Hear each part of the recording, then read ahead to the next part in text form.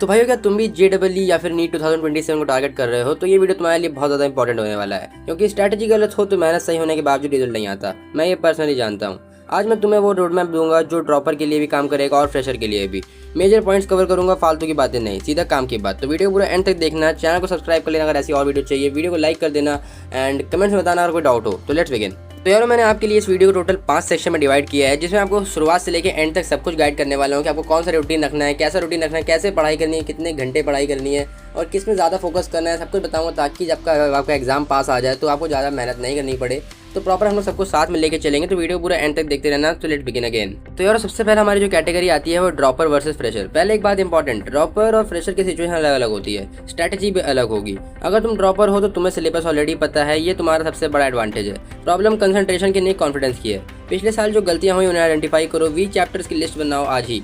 इस साल उन्हीं पे फोकस करो, पूरा सिलेबस दोबारा पढ़ने की जरूरत नहीं होती है। ड्रॉपर के लिए सबसे डेंजरस चीज़ है इस बार सब पढ़ूंगा, ये ट्रैप है। सिलेक्टिव और स्मार्ट पढ़ो, कॉम्प्रिहेंसिव नहीं। और अगर तुम फ्रेशर हो तो तुम्हारे पास ये एडवांटेज है कि तुम्हारे पास काफ़ी सारा टाइम है। नुकसान ये है कि सिलेबस का अंदाज़ा नहीं। पहले 3 महीने सिर्फ NCERT और बेसिक, स्पीड बाद में आएगी। फाउंडेशन स्ट्रॉन्ग करो। क्लास 11 का सिलेबस JEE में 40 to 45% रहता है, वेटेज रखता है, तो इसको इतना ही पढ़ना। दोनों के लिए कॉमन रूल, कंपेयर मत करो, ना टॉपर से ना दोस्तों से।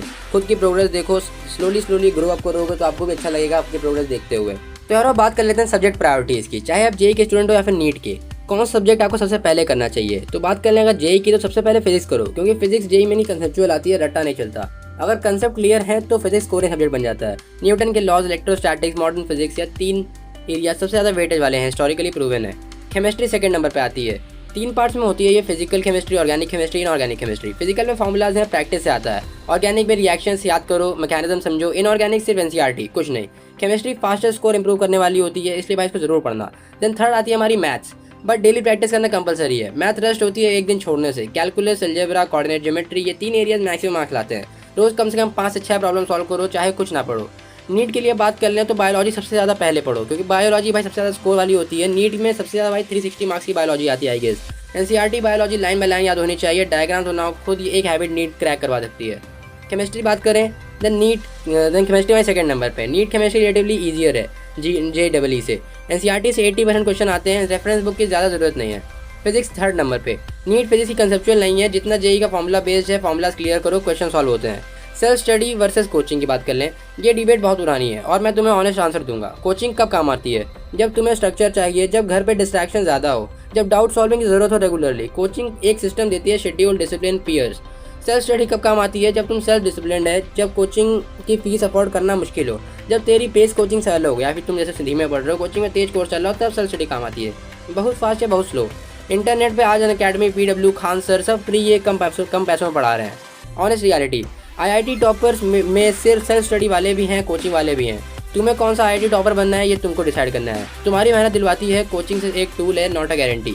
बात कर ले हमारी बेस्ट अप्रोच क्या होनी चाहिए। अगर कोचिंग है तो लेक्चर्स अटेंड करो सीरियसली, घर पे सिर्फ सेल्फ स्टडी करो। Coaching notes plus NCERT is equals to enough. Most chapters के लिए रेफरेंस बुक सेलेक्टिवली यूज़ करो, पूरी बुक खत्म करना कंपलसरी नहीं होता है हर जगह। तो यार, अब बात कर लेते हैं डेली रूटीन। आपको कौन सा रूटीन फॉलो करना चाहिए, सबसे ज़्यादा पूछा जाता है, इसलिए सीधा प्रैक्टिकल रूटीन देता हूँ। 6 घंटे फोकस स्टडी ज़्यादा अच्छा है, 12 घंटे डिस्ट्रैक्टेड स्टडी। ये समझ लो पहले, क्वालिटी मैटर्स, क्वांटिटी नहीं। सुबह के सेशन 3 घंटे, सबसे मुश्किल सब्जेक्ट या चैप्टर सुबह पढ़ो, माइंड फ्रेश होता है। नया कॉन्सेप्ट सीखना है, टफ प्रॉब्लम सॉल्व करना, सुबह करो। शाम का सेशन 2.5 घंटे का लगभग लेना है आपको। रिवीजन करो, जो सुबह पढ़ा था उसका क्विक रिव्यू, PYQ प्रैक्टिस करो, नोट्स अपडेट करो। रात का सेशन थोड़ी देर का, आधे घंटे से 1-1.5 घंटे का। कल का प्लान बनाओ, क्या पढ़ना है, कौन सा चैप्टर, कितने क्वेश्चन लिख लो। ये 30 मिनट कल के 3 घंटे की पढ़ाई एफिशिएंट बनाते हैं। वीकली एक मॉक टेस्ट कंपलसरी, चाहे आपके अगर कोचिंग में होता हो या फिर आपको अगर ऑनलाइन कोई वेबसाइट मिल जाए। जैसे मैं आपको बताऊँ, एक ऐप है, मार्क्स ऐप करके ऐप है, वहाँ पे आपको मॉक टेस्ट वगैरह मिल जाते हैं, आप वहाँ जाके चेकआउट कर सकते हैं। आपको वीकली एक मॉक टेस्ट देना चाहिए। बिना मॉक टेस्ट के प्रिपरेशन ब्लाइंड हो जाती है, तुम्हें कुछ पता नहीं चलता कहाँ हो तुम एक्चुअली। क्या अवॉइड करो? फ़ोन स्टडी टेबल पर नहीं होना चाहिए। सोशल मीडिया सिर्फ एक टाइम पे, रात 9 बजे के बाद नहीं। नेटफ्लिक्स, गेमिंग वीक में सिर्फ संडे 2 घंटे कर सकते हो मैक्सिमम। या सेक्रीफाइस टेम्परेरी है, रिजल्ट परमानेंट होगा। PYQ स्ट्रैटेजी, अब बात कर लें PYQ strategy. Previous year question, ये JEE नीट प्रिपरेशन का सबसे अंडरस्टूड टूल है। क्यों PYQ इतना इंपॉर्टेंट है? JEE और नीट पैटर्न्स रिपीट होता है, कंसेप्ट सेम आते हैं, डिफरेंट एंगल से। जो टॉपिक्स बार बार आए हैं वही टॉपिक्स इस साल भी आने की प्रोबेबिलिटी ज़्यादा होती है। कैसे उस PYQ को यूज़ करो? पहले चैप्टर कंप्लीट करो NCERT प्लस नोट्स से, फिर सीधा उसी चैप्टर के लास्ट 10 ईयर्स के PYQ सॉल्व करो। अगर लास्ट 10 ईयर के नहीं कर सकते तो लास्ट 5 ईयर्स के तो अप्रॉक्सीमेट करो ही करो। अगर 70% सॉल्व हो रहे हैं चैप्टर डन, अगर 50% कम है तो चैप्टर दोबारा पढ़ना है। एक इंपॉर्टेंट बात, PYQ सिर्फ प्रैक्टिस के लिए नहीं, एनालिसिस के लिए भी है। जब क्वेश्चन गलत हो सीधा आंसर मत देखो, 10 मिनट और ट्राई करो, फिर सॉल्यूशन देखो और समझो क्यों गलत हुआ। जेई के लिए लास्ट 20 साल की PYQ करो, मिनिमम दिशा या अरिहंत की PYQ बुक ले लो, सब्जेक्ट वाइज ऑर्गेनाइज होती है। नीट के लिए लास्ट 10 साल के 10 ईयर्स के PYQ NCERT के साथ नीट में PYQ और नीट NCERT ये कॉम्बिनेशन अलोन बहुत पावरफुल है। तो यार अब बात कर लेते हैं कंक्लूजन यानी end of the video. Road map simple है, ड्रॉपर हो तो वीक एरिया आइडेंटिफाई करो और सिलेक्टिव पढ़ो, प्रेशर हो तो बेसिक स्ट्रॉन्ग करो और कंसिस्टेंट रहो, सब्जेक्ट प्रायोरिटी फॉलो करो, रूटीन बनाओ और तोड़ो, PYQ यूज़ करो स्मार्टली, मेंटल हेल्थ को सीरियस लो। जेई और नीट मुश्किल एग्जाम्स हैं बट इम्पॉसिबल नहीं। लैक्स ऑफ स्टूडेंट क्रैक करते हैं हर साल, उनमें से कुछ तुम जैसे टैलेंटेड थे, पर सिर्फ स्ट्रैटेजी और कंसिस्टेंसी का था। कमेंट में बताओ जेई टारगेट है या नीट, और ड्रॉपर हो या फ्रेशर, मैं पर्सनली रिप्लाई करूंगा। तो ये गाइस आज की वीडियो में इतना ही था। वीडियो अच्छी लगे तो वीडियो को लाइक कर देना, चैनल को सब्सक्राइब कर देना और शेयर कर देना अपने दोस्तों के साथ जो भी जेई या फिर नीट प्रिपरेशन कर रहा हो। और मिलते हैं अगली वीडियो में, टिल देन बाय बाय।